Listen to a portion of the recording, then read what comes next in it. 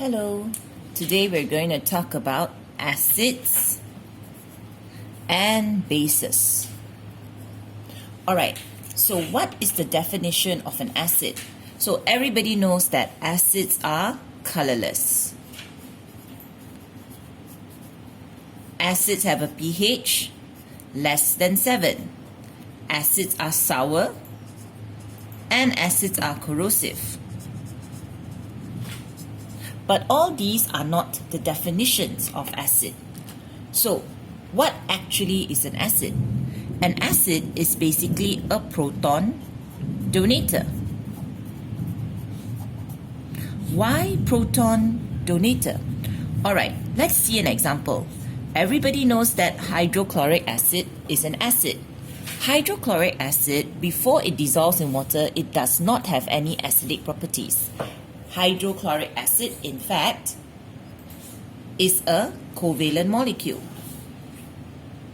Hydrochloric acid must dissolve in water, and when it dissolves in water, it splits apart to become hydrogen ion and chloride ion.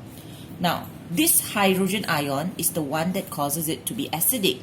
So basically, acid releases hydrogen ion when it dissolves in water.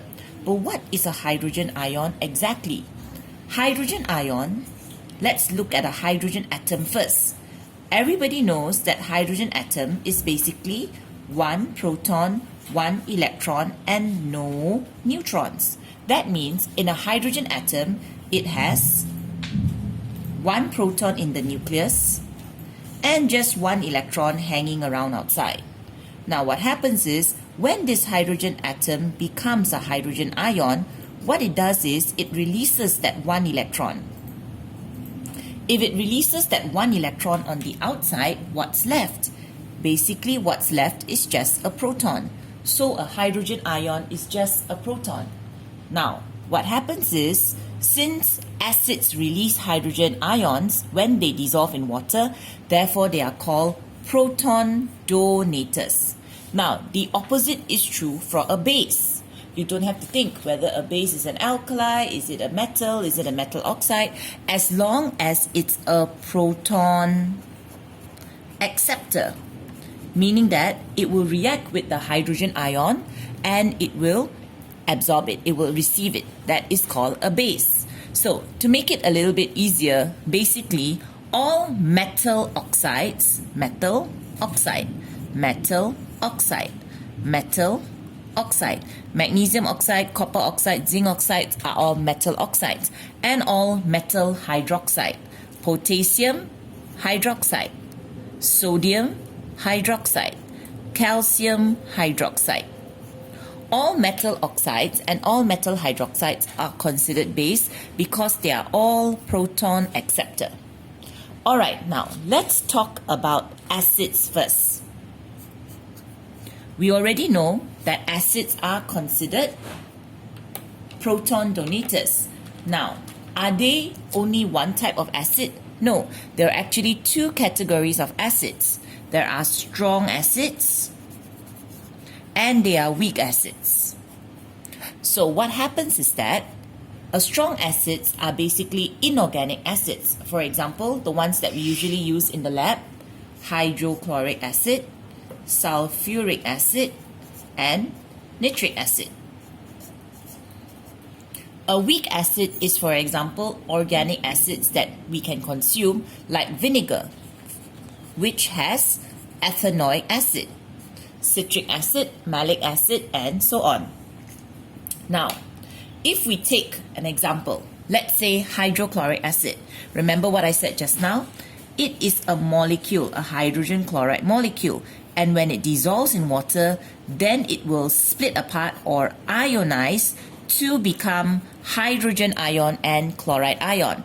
And this hydrogen ion, this proton, is what gives it its acidic properties. So what happens is that if I took 100 hydrogen chloride molecules and I dissolve them into water, how many of these molecules do you think will split into hydrogen ions and chloride ions?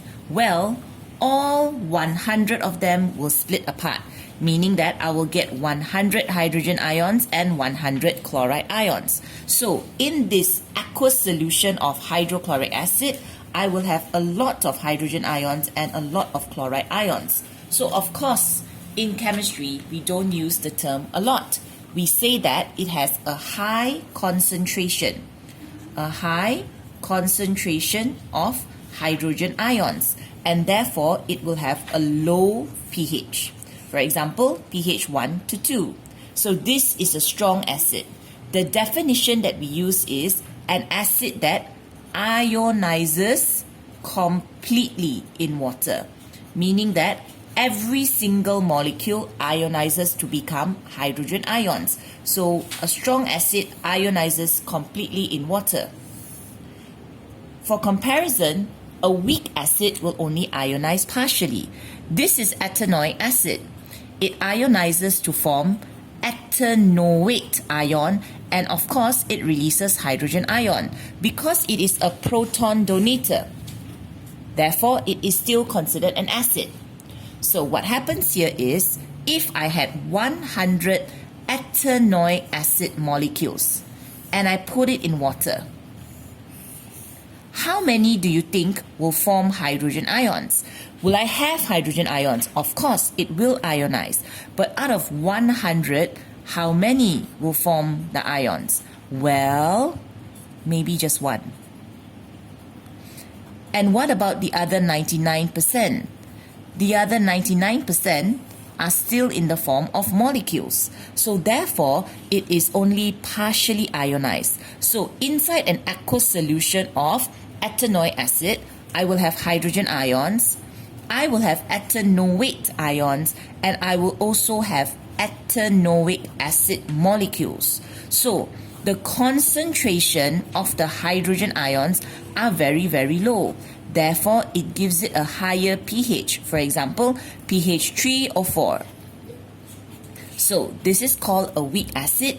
It ionizes partially. Some books like to use the word disassociates partially and disassociates completely. You can use that word as well. Use whichever you can spell. Alright, so strong acids ionize completely and have a lower pH, a higher concentration of hydrogen ions. Weak acids ionize partially and will have a lower concentration of hydrogen ions and therefore a higher pH.